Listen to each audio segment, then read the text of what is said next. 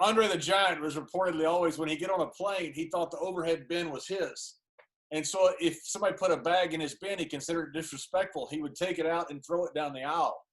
That's what I've always been told. And people would look at their bag and just thought, you know what, I'm just going to leave it in the aisle. I'm not going to go get it.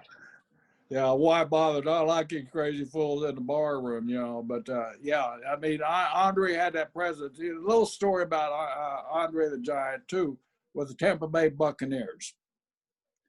We had Brisco Brothers Body Shop. We being my brother Jack and myself. And we were real good friends with Tom McKeown, who was the sports editor of the Tampa Tribune here in town. And Tom was one of the most respected guys around because he wrote on the Gators, he wrote on the Seminoles and the Buccaneers and anything. But, in our day, there were no Buccaneers. The Buccaneers were just a gleam in somebody's eyes at the time. So we've been for the championship wrestling got a lot of coverage in the old Tampa Tribune because we're really the only thing to cover at the time. So here comes football, and John McKay is the head coach, Abe Gavril and several other guys, but Big Abe, I don't know if you know who Abe was, but he was about 5'10", 5'11", weighed about 450 pounds. He was a big dude. He was one of those old school Chicago defensive linemen. He had hands on him like big old ham hocks. So anyway, Tom had introduced my brother Jack and I to John McKay. John McKay, him and Gordon Solie did a lot of social drinking. We also owned a record company. It had like 15 records running throughout the county of Hillsborough County here in Tampa. So Gordon Solie and John McKay were two of our best customers. Our record drivers were always informed. If you get a call from Gordon Solie, somebody claiming to be Gordon Solie, or somebody claiming to be Coach John McKay, it's really them. Get there as quickly as you can. Get the car on the hook and hide all the evidence. Because, like I said, we got them out of ditches more than anybody else. So, needless to say, we had a great relationship with the Tampa Bay Buccaneers and John McKay. So, we were talking to John. John comes over, Coach come over one time to pick up his blue Cadillac. He had a blue Cadillac. He must like blue because I don't know why, because he's from Southern Cal, and they were not blue out there. But he liked those little powder blue Cadillacs. He had about 2 or 3 of them. So maybe it's what they were giving him. I don't know. So anyway, one of them had been in a ditch somewhere, and we went and sent the hook after it, and they brought him to the body shop, and John would come. Of course, he'd just take it, Coach, oh, God, I sure appreciate it. And Andre used to come over. Andre stayed in this one hotel at the end of town called Tahitian Inn all the time, where all the wrestlers stayed. Would come in and do the 1 week or 2 week gigs. They had a hotel where we got a rate, and it was a decent hotel.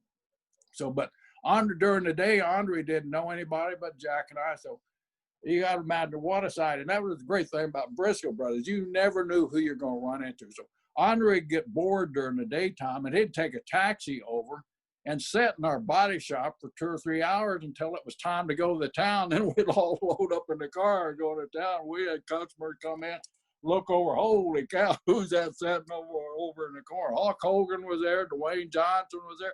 Everybody was at Brisco Brothers Body Shop at one time or another. So anyway, I'm forgetting getting my story here. What you were on Tampa Bay and Andre the Giant. Yeah. So anyway, Andre's sitting there. So John comes in, picks up the car, and he wants to meet Andre. He said, "Hey guys," he said, "is there any way in the world that you can come over to a One Buck place, their Buccaneer training facility?" It was a dump too, man. It was over by the airport, and it was a god dump. This little single story. Looked like an abandoned 7-Eleven is basically what it looked like. So, yeah, we'll be glad, and Andre will be glad. So, he didn't know what we're talking about. So, we committed Andre to go over and meet the Buccaneers the next day. So, so the next day we did our town, Tampa, that night, I think it was. So the next day we tell Andre, we'll pick you up. We're going to go over and meet Tampa Bay Buccaneer football team. Okay, boss. Okay. So we go in. John McKay meets us there at the front door and said, "Hey, I want to talk." So here here's Abe Gibbon sitting over here on the phone. He's got his head down. He's trying to recruit this damn free agent or whatever. And Abe's hands are like, they were as big as Andre just about. So he had that phone, and he had his head down and his other hand on his head, talking away. McKay don't care. He's the head coach. He goes over and he shoved Abe in the back, and Abe just kind of looked, yeah, coach. He said, Abe, I got somebody here I want you to meet, Andre. And Abe just sticks his hand out and didn't even look up from the phone. Andre grabbed Abe's hand and totally engulfs the damn Abe. And Abe, like I said, was a 400-pounder if he was anything, and hands of ham hocks. And Andre just completely engulfed the thing. He got one hand, Andre's got, and he got the other one. When Andre grabbed him, Abe dropped the damn telephone, looked up. I've never seen a man's face change so drastically in all my life. Now, here's a guy that's used to dealing with big guys, right? He's an offensive line coach or defensive line coach, whatever the hell he was. So he's used to, dealing with big, gigantic guys. He looked up at Andre and he said, man, I hope we have a pair of shoulder pads that'll fit you. And Abe and Andre headed off just immediately, and become good friends. But all the players, Leroy Selman, Ricky Bell, Batman Woods, all those guys we had at the time, were all lined up. Andre come in, hey, coach, give him a jersey. So, of course, McKay goes, I never did thank Andre, but we all got Tampa Bay jersey numbers and swag and all that stuff. And the players were just going crazy. Hey, can we suit him up, or can we have him on the dressing room on the sideline Sunday for the game? And McKay said, well, no, he's got to be out of town, which Andre was leaving the next day there. So, but yeah, he engulfed that big old lineman coach's hand, and I thought that coach was going to do things that we didn't want him to do. Well, thank you, Mr. Brisco. I know you got to run. I got a couple questions for you. Did you have any experiences, or was you too young for Andre's stories? Too young. I met him when I was a fan. He came to Sweetwater, Texas when I was a kid, and I got to meet him when I was there. But by the time I got in the business, I went to Europe and Japan first, and he was in the States during that time. And so I never got to run into him while he was working because I was in different territories, far away. So I never got to meet him.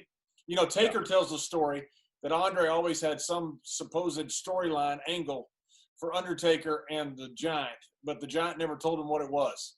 That's when his health was getting bad, and he goes, I've got something for you, boss. And he always had this special storyline for Undertaker, but he never got to do it because his health got worse and he ended up passing away. Andre had a great sense of humor. That's what a lot of people really don't know about. Andre loved to play ribs on each other, and even the thing with the Sheik could have been a rib on the Sheik, and just Andre's little special way. I had the pleasure of going to the ranch out in Rockingham, North Carolina, and he had a a big house built for Giants. The urinals were up here. What a place he had there in Rockingham. And John, as you know, I'm not the biggest guy in the world, and I come along at a time, where you had these big intimidating guys. I was in the ring with a lot of guys, and like I said, I'm not a big, some of the guys like Blackjack Mulligan, giant of a man, Ernie Catlett, giant of a man, Haystack Calhoun, Big John Studd. Even I was in the ring with all these guys, but being in the ring with Andre was so intimidating, and you go into a battle royal, and when Andre come around, of course, the specialties were all these battle royals all the time. We had a 2-ring battle royal in St. Petersburg one time, where you take one guy, throw him over in the other ring, and then when you clear that ring, you go to the second ring, you clear that, and the winner of the you go until there's one guy left, of course. So, but just to walk into that ring full of these giant big men, and all of a sudden look over to your left, and there's this guy damn, you talk about big. I mean, he more intimidating than anybody you ever seen in your life. And just, you're just thinking, I always loved it, and he'd love for me to do it. As soon as that bell would ring, nobody would go to Andre. I would be the first one. I'd just go and I'd charge him, like just jump on his chest and just start pounding. He'd just give me those two hands and let me off. One time, I told him to suplex me to the next ring.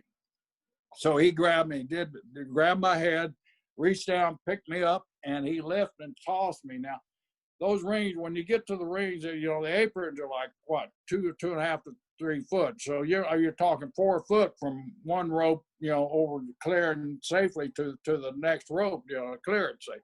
So we're about in the middle of the ring when he finally grabbed me, and I'm thinking, oh, man, please back up a couple of steps. Well, he didn't back up a couple. When he grabbed me, he took a step forward. So now I'm in the damn middle of the ring. I never felt pressure, power like this before in my life. He reached down, he grabbed my crotch, and next thing I know, I'm straight up. He goes, just leaned back like that. I go flying through the air, and I could hear the people in that Bayfront, all 7,000 of them, just hush. And I hit that damn second ring right damn smack dab in the middle. And all the people, ooh, and they just was just dumbfounded until I made a move and showed them I was still alive. The guy had power, but you look around that ring with all these big guys in the ring, and there's that one special guy standing over there, and you knew he was the real deal in Andre the Giant. Stan Hansen told me that Andre made him in Japan because Andre, they had a punch exchange. I've seen the film of it, the tape of it, whatever it is, and Andre's rocking.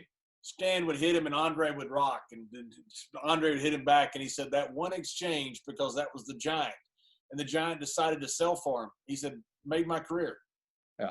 He speaks in reverential terms of Andre because Andre did such a big favor for him in Japan like that. That was Andre, though. If Andre liked you, there wasn't a thing in the world that he wouldn't do for you. I mean, the guy was generous. I mean, he was generous, and most of all, he was so generous with his body for guys like Stan and Frank Goodish, Bruiser Brody, the guys like that. He liked and he respected. My brother had some single matches with him. I just had tag matches and battle royals with him. I, of course, never had a single match with him, but my brother being champion, he had a couple of single matches with Andre, and Andre would work with Jack, and Jack could come back and just shake his head. The guy can move like an athlete. Andre was an athlete, and that's one thing that a lot of people, Andre was big, he couldn't do much. But man, in his prime, he could do whatever you wanted him to do. Especially before, like WrestleMania, WrestleMania 3, he was already on his way down physically.